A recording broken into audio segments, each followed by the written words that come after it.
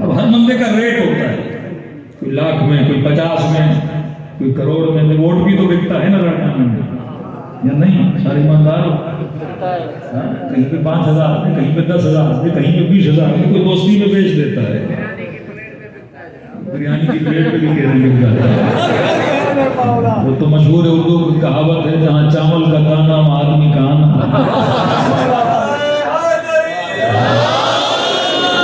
ہر بندے کا ریٹ ہے، میں نے کہا نا یہاں ہر چیز بکتی ہے، قاضی کا فیصلہ، جج، وکیل، ہر بندہ بکتا ہے۔ اب سوال یہ ہے کہ مولا سے کہا کہ مولا کوئی فارمولا بتائیے کہ پتہ لگے کہ میری قیمت کیا ہے، لوگوں کی قیمت کیا ہے۔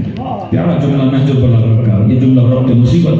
فرمایا قیمت امرئ ہمتہ، فرمایا انسانوں کی قیمت کا پتہ ان کی ہمتوں سے لگایا جاتا ہے۔ ہمت مردہ مدد خدا۔ ہمت کا مطلب زندگی میں تم نے جو ہدف بنایا، کمر کس لی کہ مجھے یہ کرنا ہی کرنا ہے۔ بیٹی نے کہا بابا ڈاکٹر بننا ہی بننا ہے، بیٹے نے کہا مجھے انجینئر بننا ہی بننا ہے، کسی نے کہا مجھے سیاست میں جانا ہی جانا ہے، کسی نے کہا بابا مجھے فلاں گاڑی چاہیے ہی چاہیے، کسی نے کہا مجھے فلاں موبائل لینا ہی لینا ہے۔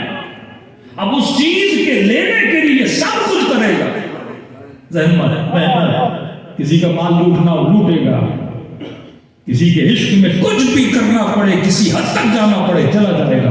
امام نے فرمایا جس چیز کے لیے ہمت باندھی ہے اس چیز کی جتنی قیمت ہے علی تیرا وہی بھاؤ لگائے گا۔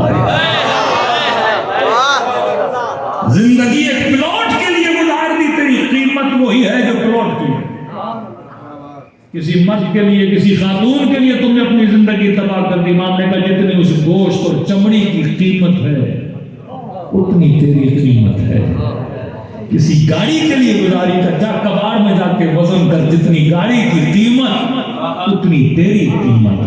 آ کر بلا میں ابن سعد تیری قیمت کیا لگی؟ کہہ رہے کہ حکومت مل جائے میں حسین کو قتل کروں گا۔ قاضی شورے تیری قیمت کیا لگی؟ کہ 2 لاکھ درہم مل جائے میں فتویٰ دے دوں گا۔ میں کہوں آؤ کربلا میں حبیب، تیری قیمت کیا ہے؟ حبیب کی آواز آئے گی، نہ سونا، نہ درہم، نہ چاندی، نہ حکومت، نہ تخت، نہ تاج، نہ باغ، نہ لذت دنیا۔ حبیب پھر چاہیے کیا؟ قیمت کیا ہے؟ حبیب کی آواز آئے گی میری قیمت اتنی ہے کہ بس حسین کے چہرے پہ مسکراہٹ۔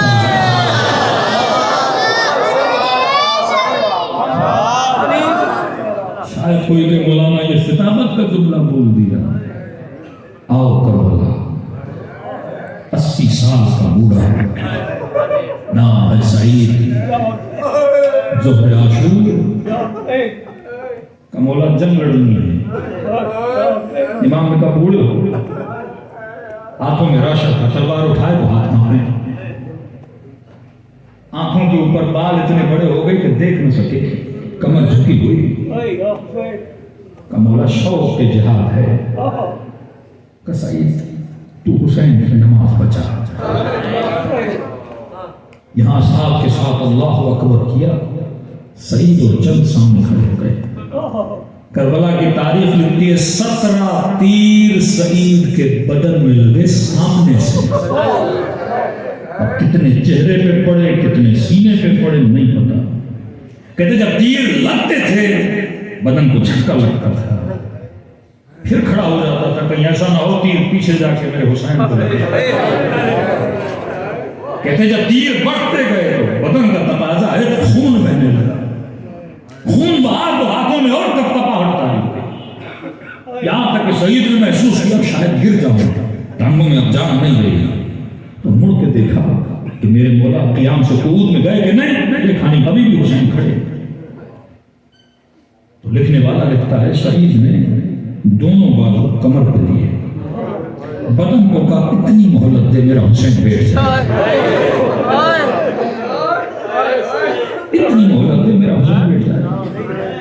کہتا امام حسین قیام سے تشہد میں آئے اور یہاں سعید زمین کربلا پہ گرنے لگا، لڑکھڑاتے جب نیچے آیا، اصحاب کہتے اتنی تیزی سے ہم نے حسین کو نماز ختم کرتے ہوئے نہیں دیکھا، بڑی تیزی سے دوڑے جس کا سر کہیں خاک پہ نہ گرے، حسین نے اپنی گود میں دے دیا۔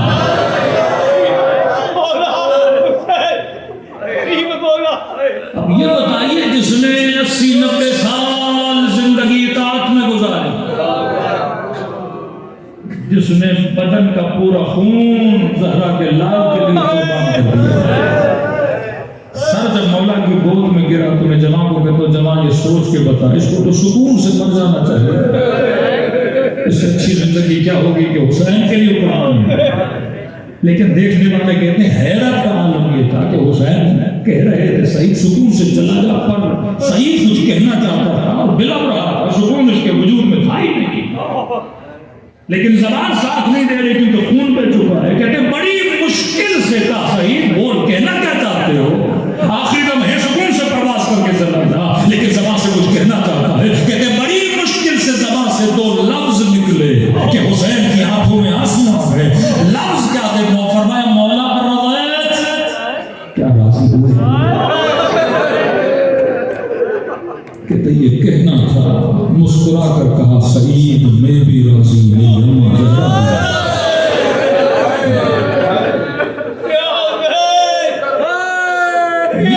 قیمت لگائی کربلا والوں نے اپنی، کہ حسین راضی ہو جائے۔